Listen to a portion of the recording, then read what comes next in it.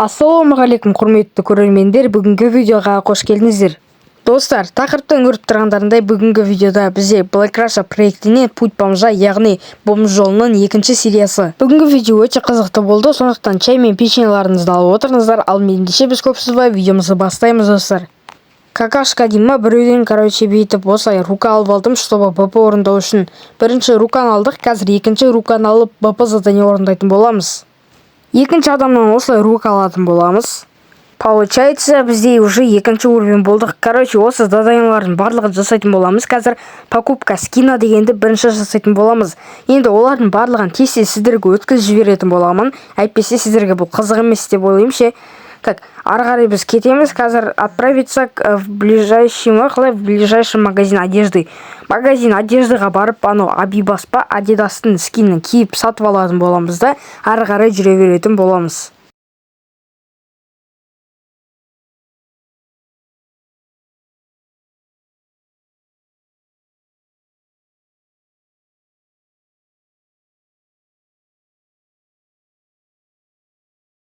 Одежды магазинға да келіп жеттік. Осылай тұрамызда 5850 рубльға осы Адидасты сатып алатын боламыз. И плюс бізде, енді бізде уже орындалды біреу вернуться к дяде Славима. В общем, сол дяде Славаға қайттан келем, чтобы приз алу үшін.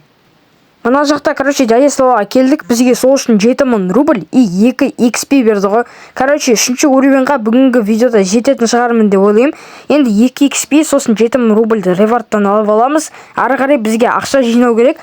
Менің қалтамда дәл қазір 254 рубль бар. Енді соған бір нормальный спорт бар, бір көлік сатып алсақ деп ойлаймын. Енді 99 может быть алатын шығармын, себебін айтқанда 99 өте тез жүретін көліктердің арасына жатады ғой.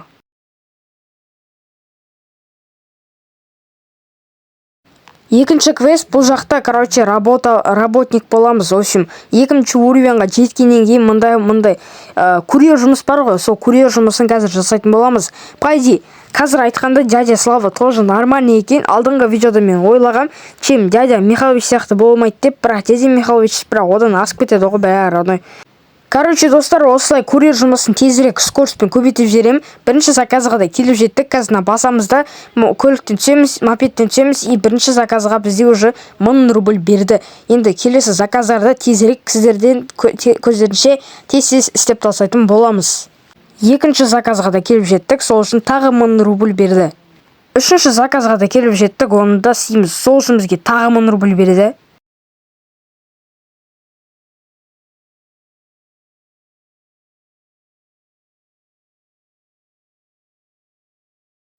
Тағы бір рет заказ істеуге келдік.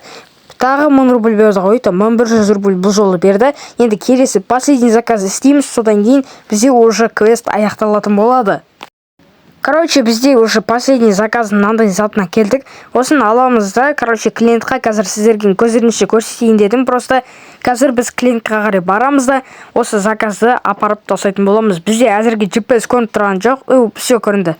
Бізде уже келдік, тағы бір заказды орындадық, сол үшін бізге 1000 рубль берді. Сондықтан бізде сол үшін дядя Славаның заказын орындадық.